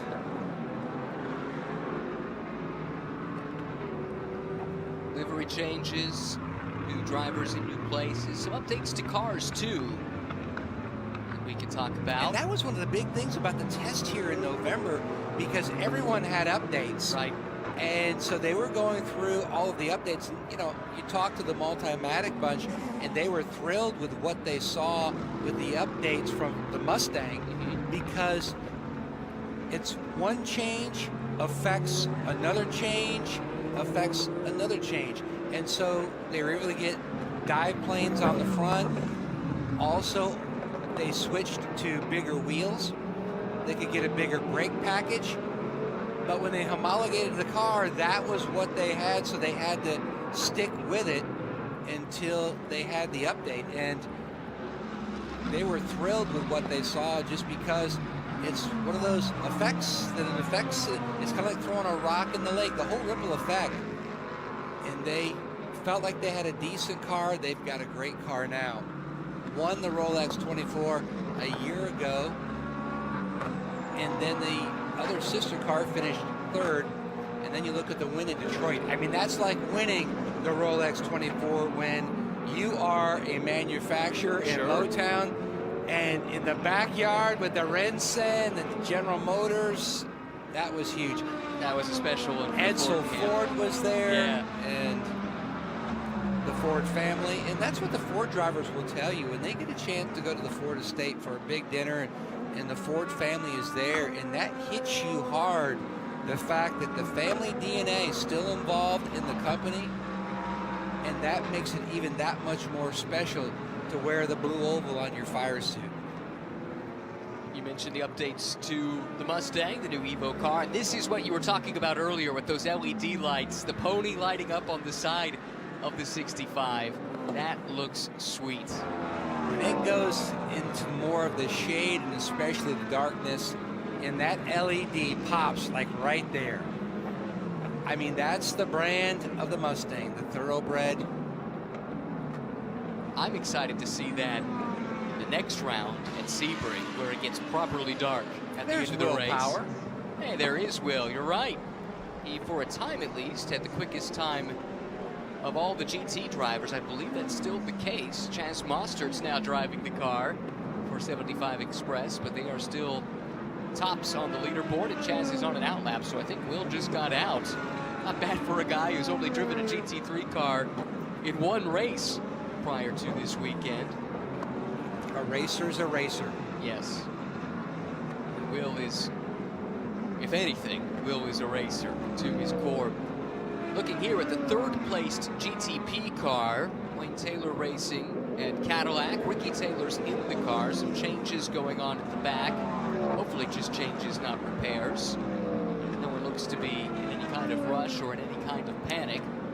A little bit harder to see, especially in the darkness, but you'll definitely notice it during the daytime. And all three Cadillacs have a different colored front nose section. Obviously the Wheelin' red on the 31 from Action Express. You look at the Dex colors on the front of the 10 Machine blue, and then you look at the sister car, the 40, and it has that black front nose, and so it helps fans, especially during the day races. You're able to pick out that caddy as it's coming toward you, kind of giving each car their own little identity. I wonder if that goes back to what we were talking about earlier. We had the question about the different colored lights, the accent lights on the cars to help the spotters pick them out. I imagine that the spotters are thankful that each of the Cadillacs has a distinct look and feel to it. Feel for the Corvette spotters, for instance. How do you pick those two apart? Has to come down to the little nuance. But this event is, again, unique in road racing, where you can put a spotter up on the roof or in the media center just down the hallway from where we're sitting, and you can basically spot the car all the way around the track. There's a few blind spots where there's some buildings that pop up, but they're very brief, just fleeting blind spots. And they bring in the A-listers of spotters. Some of the best guys from NASCAR, best from IndyCar are here, plus the regulars that will help on an IMSA weekend regularly. And they will talk you all the way around this racetrack, if that's what you want as a driver. Some want that kind of input, but others would rather be left to their own devices. On our season opening IMSA Endurance Hour podcast, which will drop next Wednesday, I believe, it is our longest show. It has our most guests. I think we've got 12 individuals packed into our season opening show. But Russell Ward and Philip Ellis were on as well, talking about going for 3 in a row.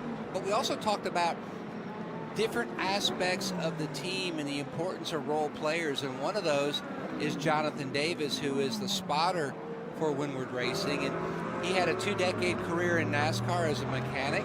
And like so many people do, you start migrating to a new challenge, something new and exciting.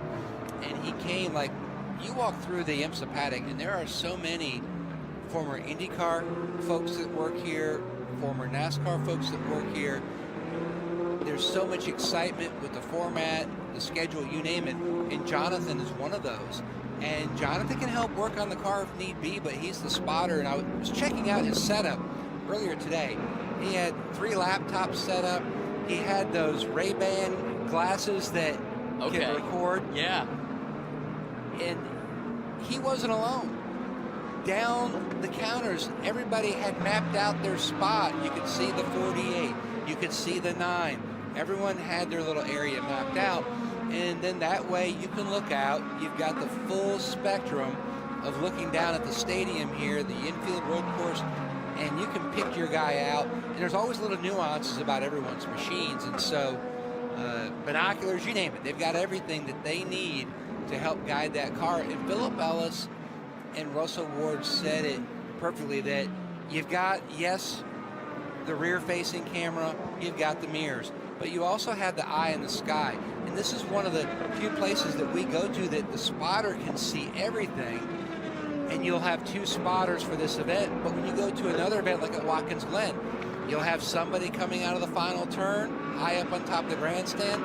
You'll have someone up at the top of the S's maybe, but here they can see it all and they can help keep the driver out of harm's way, also help with strategy.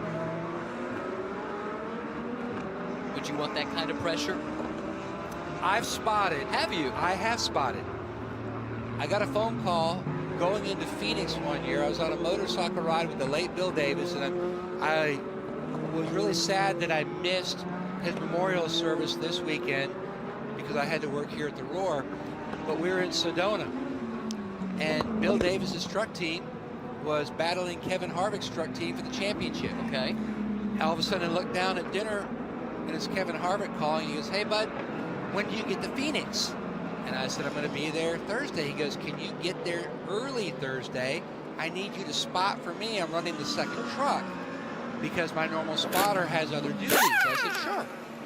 And so he's like, "Oh," he goes, "So where are you, by the way? You sound like you're at dinner." I said, "I'm in Sedona. I'm having dinner with Bill Davis and Gail and some friends." He goes, "Do you not know who we're racing for the championship?" And I told him, "Yep." And they said the same thing when I told them who was on the phone. And so I spotted for 2 practice sessions. He was P1 in both sessions. And the funniest thing was you learn so much also about mind games. And I'm like, track's clear for practice. And Harvick didn't move. Track's clear for practice. Harvick didn't move. All of a sudden, Mike Skinner backs out. Starts going down pit lane. Here comes Harvick, right on his bumper for a lap and a half. That was Bill's driver, right, Mike? And that was Bill's driver. Yeah. And Skinner's going, "What is he doing? What's he, you know?" And Harvick just wanted to make an impression, and that he did. Fantastic. Great story. Did not know that. But yeah, really, really interesting. I wouldn't want that kind of pressure on my shoulders, but I only had one moment where my voice kind of raised a couple octaves, and it was down in turns 3 and 4. We had them 3 wide. So action great there, but action great here. I love this going on the pit lane here. You can see the crew members going to work. what we should do? Go ahead and say it. It's time. Let's crank it up again. We're gonna lay out, let you guys watch and listen.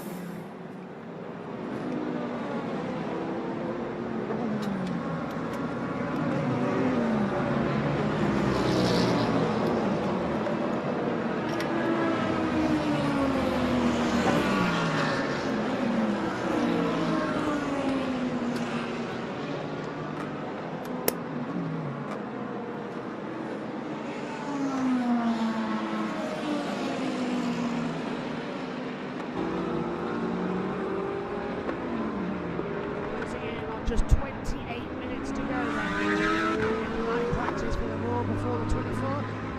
That we put two cars side by side, 17 out on turn number 4. 27 pit lane speed violation. This one from drive through, this 2 drive through. Car 40 with the same effects. Clear leader.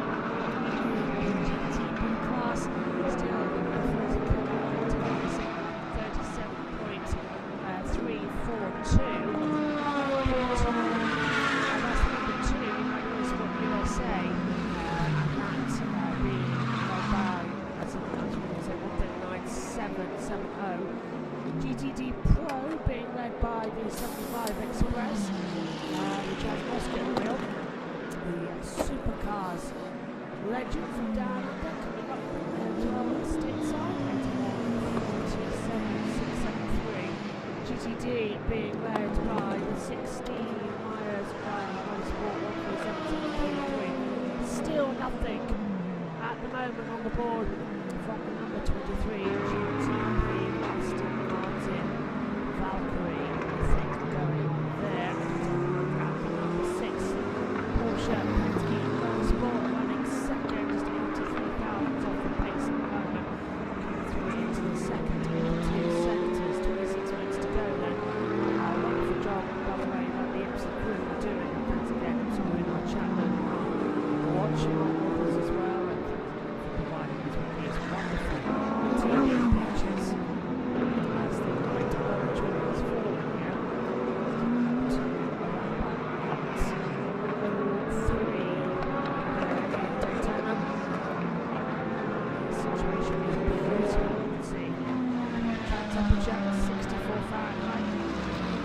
temperature 66 Fahrenheit, 73% humidity. And 1 mile per hour. As we hand back over to Ryan, leading to the grandstand with 25 minutes to go. Through the launch chicane, this is the Porsche. Back out into Speedway 3 and 4, and over towards the triangle to complete a lap time on the board. The shots of Daytona. Absolutely wonderful as always. Watchers next week live practice, qualifying and the race.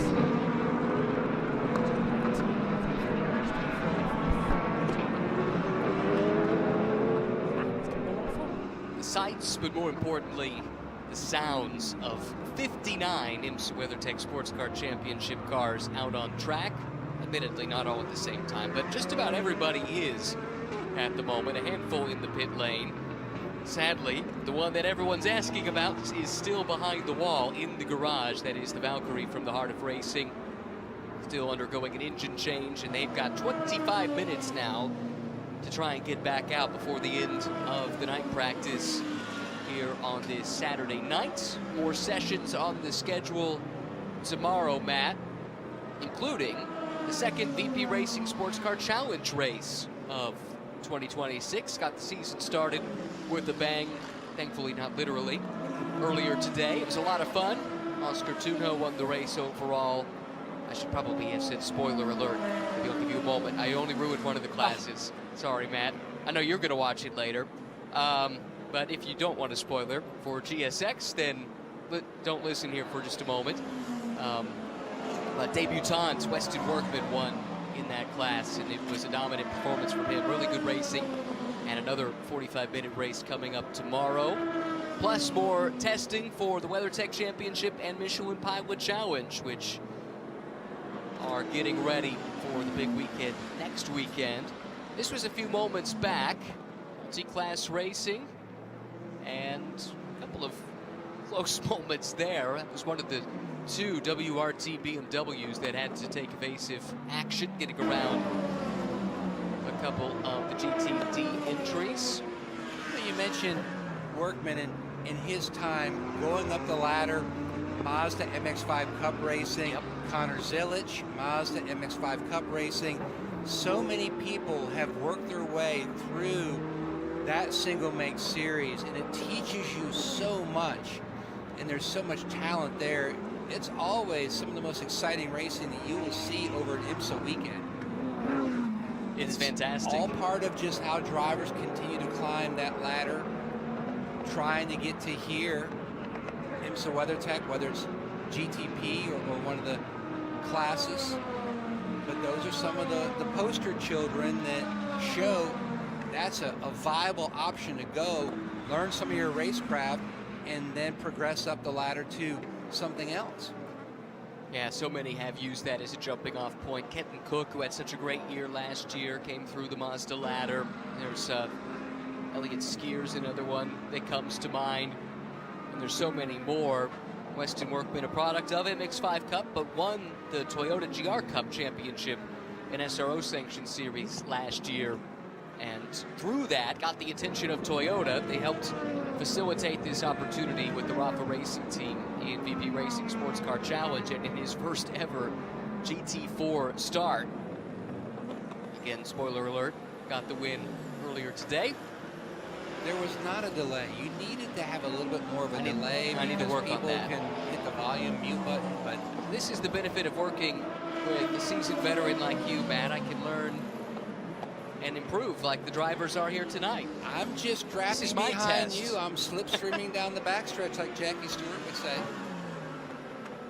I think we both know that's not true. And that is, we saw it in the chat, somebody was asking, is that Matt Yoakum? Yes, it is the Matt Yoakum you're hearing on the broadcast. No kid to Dwight, but I would love to have like 5% of his money. Sure. And, you know, you look at the career he's had. I've met him before, actually. Yeah. Great guy. He came to a race once. But looking through the different comments, and I love looking at the fans' perspective of what they're seeing on the screen and their thoughts. One person wrote that they really miss seeing Joe R. Barbosa as well as Christian Fittipaldi, you know, here racing, competing, such incredible drivers, but even more better person. Yes. Always enjoy the time, their perspective, and I sat and talked, mentioning the IMSA Endurance Hour podcast coming up next week, and we had some great people telling stories, but some of the best stories were the Fittipaldi brothers with Pietro and Enzo talking about advice from their Uncle Christian, also advice from Uncle Max, meaning Max Pappas, because for Enzo, this is entirely new. And Pietro said that he had like a list of 7 items that he wanted Pietro, that had written down for him, that he wanted Enzo to really focus on, to help prepare mentally for what he is going to experience in this event. But at the end of the day, it's family, it's brothers, being able to experience something, sharing a car. I remember when Juan Pablo Montoya was at Sebring, and he was sharing the car with his son, and you could just see the proud dad. And he was like, Matt, he is so much farther along at his age than I was at that same age. He goes, I know I'm his dad. I know I'm his biggest advocate. I know that, yeah, I'm biased, but I'm telling you, this kid has something special. A couple questions that came in directed to us. Hendrix Raven wants to know what our favorite moment from the past few years has been. I suspect meeting here at the Rolex, and the commenter says the GTD ending from 2022 was amazing. It was. I'll go back to last year. Tommy Milner, finger out the window, sending a message to the BMW camp, and then all the charity that came after that with the picture on the t-shirt and raising all the money for a great cause. But Corvette Racing opened and ended the year with the #1 salute. They did. Bookending the year. That is the salient moment to me of the last couple of years. Admittedly, I hadn't been to a Rolex in a few years until last year. I'd been 17, 18, 19, 20, and 21, but not in the intervening years. So I'm not in as good of a place to answer that question as maybe you would be. It's like everything else. It's always personal. There's always special moments that, like drivers will tell you, it's not about a certain win. It's about a certain moment that, and you'll hear drivers say so often when they're in the zone and they've got the blinders on, they're so focused on the task at hand that the build up to the event, a lot of times you don't get a chance to take in as much as you would love. And yes, racing is the ultimate reality show. There's no script. But I've had several drivers tell me they wish that they would be given a script saying, you know what, this is going to be your Rolex 24. And you would be able to sit back and soak in all the different moments in the build up to it, because it happens so fast. And then when it's over, then it's almost like that last scene of Grand Prix with James Garner, where he's out on the front stretch. There's no people around. Hot dog wrappers are blowing up the front straightaway, but in his mind, he's hearing all the voices from the stories that you've just watched the previous 2 hours. And those are the kind of moments, and it's like everybody, you always have a special attachment to something. But mentioning Tommy Milner, we had him on the IMSA Endurance Hour podcast after that little moment, and he said the biggest thing was talking to his mom after, because she wasn't pleased. She was not impressed. And that's the thing. We don't really care what person A or person B thinks, but when we call home and get the temperature gauge, that's the, oh boy, I'm in trouble. Yep. My gauge of should I or shouldn't I say it on a broadcast is what would my grandmother think? Yep. And she watches and listens to a lot of them, so try not to disappoint you. There's another question that came in for us. This is from Frontier Force _YT. They're asking what our favorite race to spot at is at. If you mean, maybe if you mean race to broadcast at, because as we talked about, you're the only one of the two of us who's ever been a spotter, and you did that the one time in Phoenix. But on the IMSA calendar, my favorite is the 12 Hours of Sebring. I just think that is a sports car fan's race. It is the beating heart of American endurance racing, that place at Sebring, and the fans there are second to none. What say you? When you go out into the infield at Sebring, it reminds you of what probably Woodstock was like. Yeah. When you go through the people, but that's the passion of racing. You can see Russell Ward standing there with his fire suit down, wrapped around his waist. But when you go in the infield at Sebring, it's a family because it's the same people in the same spot year after year after year, and they keep adding to their little village of what they pull out every year.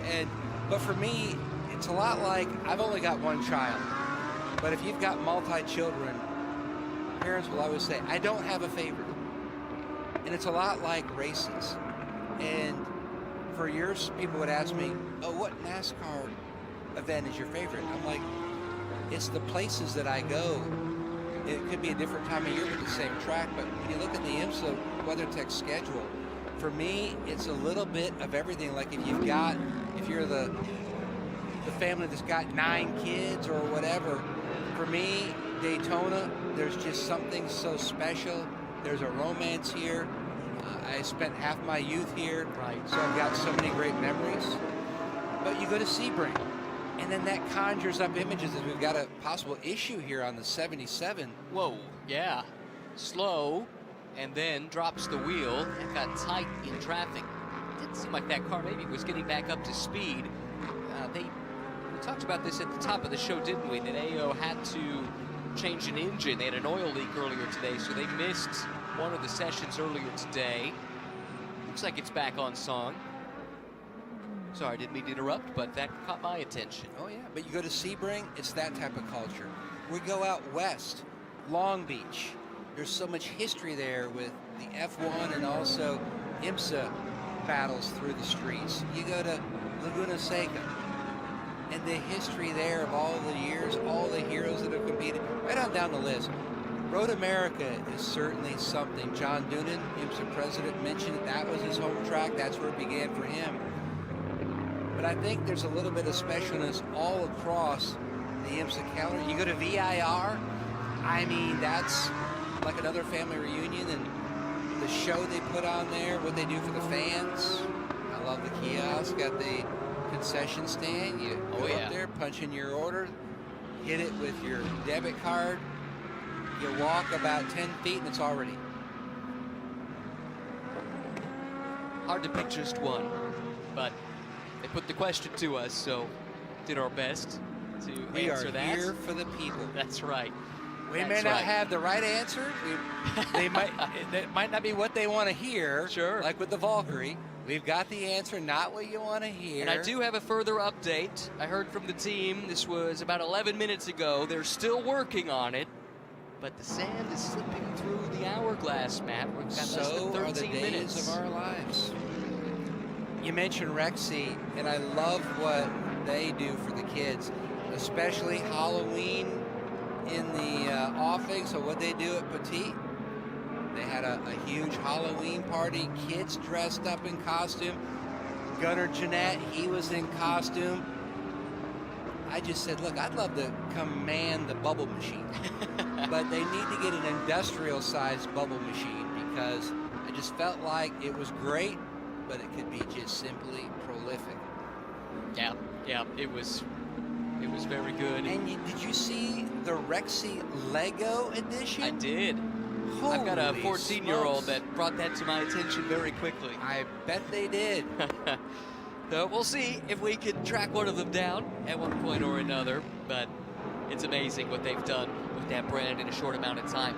Got a question. This is a really good one. This came to me directly on social media about 11 minutes ago. Grant Westman wants to know, they were watching one of the Acura pit stops during this practice, and the LED light on the wheel gun changed colors, turned green at one point. It can be green or it can be red, and wondering, is that to tell the tire changer if the wheel nut was secured and torqued? That's exactly right, and that's a fail-safe that's been built into these modern guns. Just look at the technology that continues the evolution of all the pit equipment. Not just the driver's safety paraphernalia, but also what these men and women utilize for tools behind the wall, going over the wall. A great shot there of Gunnar Jeanette looking at the timing and scoring. What he and PJ Hyatt have done, but they're not the only ones. There's so many other folks that do different things for the kids.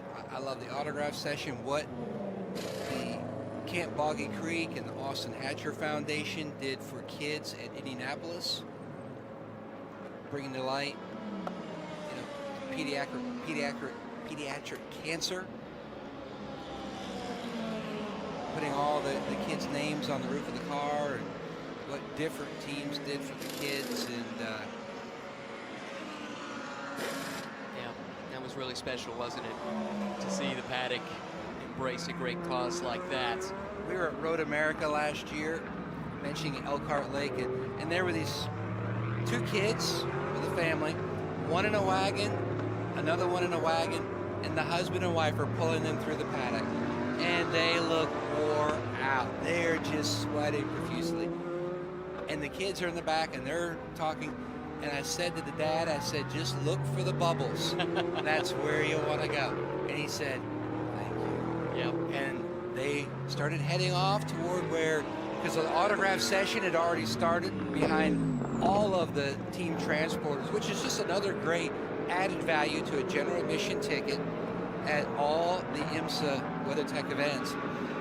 But at AO, they had the bubble machine going, kids were lined up, and it's just, no matter the age, there's something fun for you to do at the track. And I love the look of the Mustang. You can see the blue piping up across the window.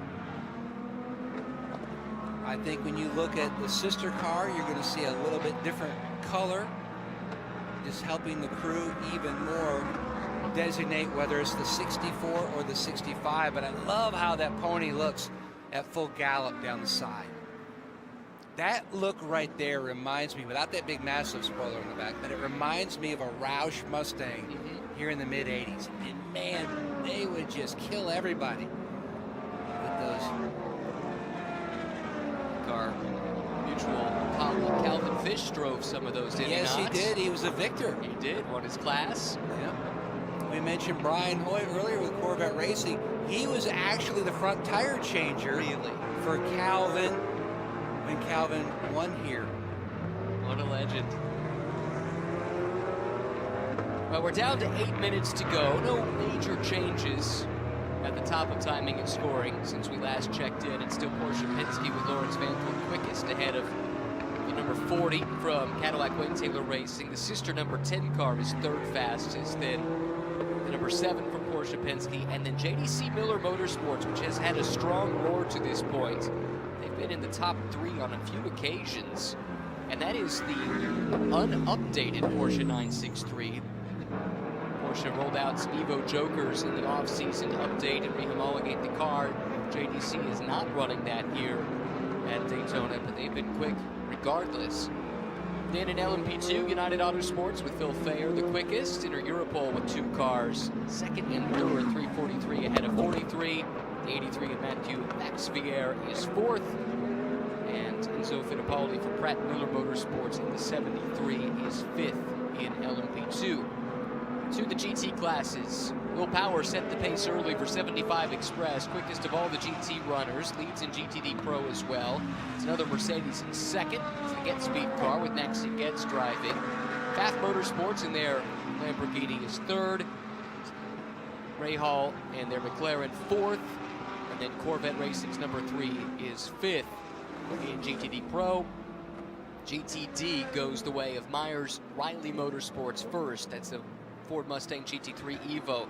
In second, Windward Racing's Philip Ellis, car 57. Dragon Speed's Giacomo Altoe, now a Corvette this year for Dragon Speed. They're 3rd quickest in GTD. Gradient Racing and their Mustang 4th. And Vassar Sullivan's number 12, 5th in GTD. 59 of the 60 injured cars have turned laps. The only one missing is the Valkyrie from the Heart of Racing. And They are undergoing an engine change, and it looks increasingly unlikely that we will see and hear that car, sadly, in the remaining 6 minutes. But Matt, because we have just a few minutes left, what say we give the fans what they want? Let's One do more. it. One more time. Crank it up.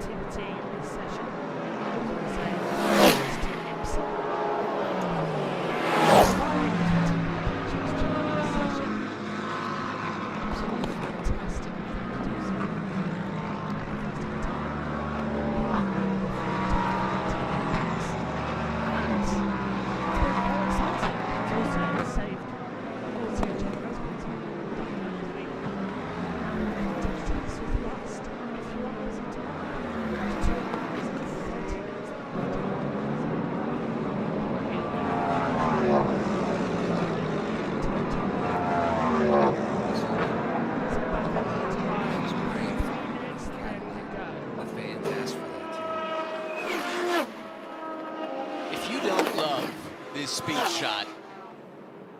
Got to go get your head checked. That is fantastic. And this has been fun, Matt. There are 12,000 of our friends joining us for this impromptu celebration of everything that is great about IMSA and sports car racing. Thank you all for being with us here tonight. 3 minutes still to go in this session. We didn't know we were doing this until a few hours ago. But my goodness, I'm glad we did. What a great way to end Saturday with this night practice, but being able to hang out with 12,000 plus of our family members, just talking sports car racing, love their comments. That's what it's all they about. asked for the Cadillac, and we delivered right there at the end. I'm as sorry as anybody that we didn't have a chance to watch and listen to the Valkyrie, but I've got good news for you.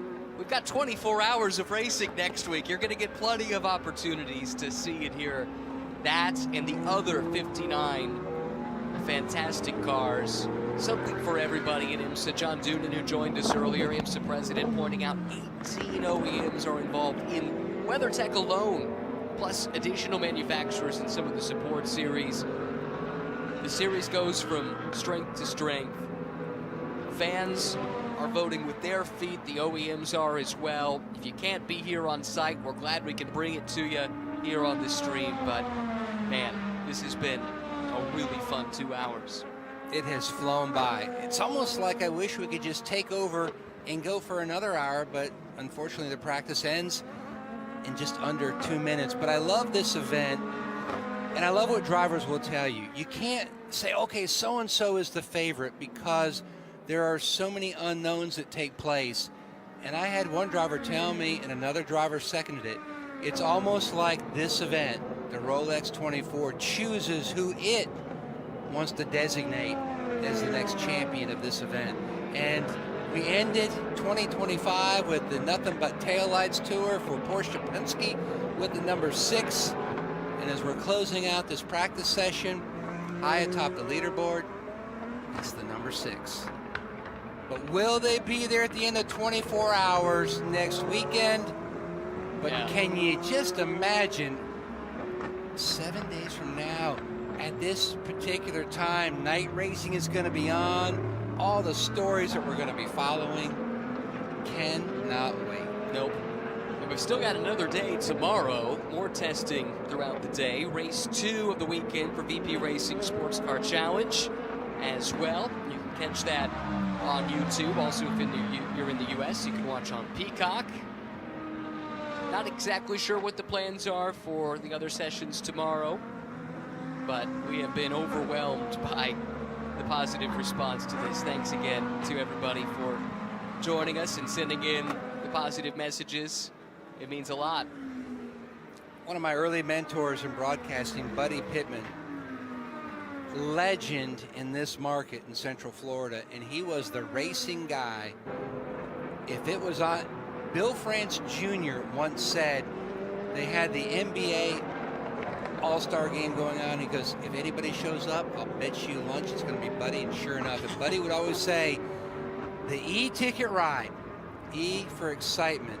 And that certainly is a great way to describe what we have seen here tonight on our little stream. It's been fun for the fans, fun for us. Best of all, it's been pretty clean.